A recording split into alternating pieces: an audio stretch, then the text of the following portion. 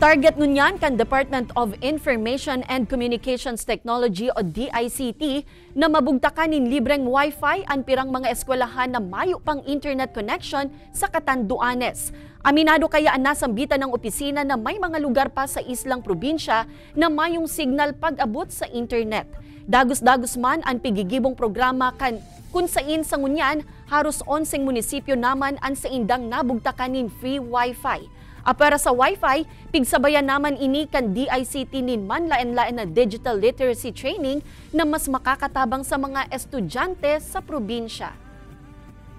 Na maghatid ng ganitong programa, lalong-lalo sa aming mga estudyante para ma-enhance ang aming mga kaalaman about sa mga information and technology. By the way, yung ating free Wi-Fi po natin implementation, no, nasa ibang probinsya, lalo sa Catanduanes natin, is na-monitor po natin yan, no, kung ito pa ay gumagana o hindi.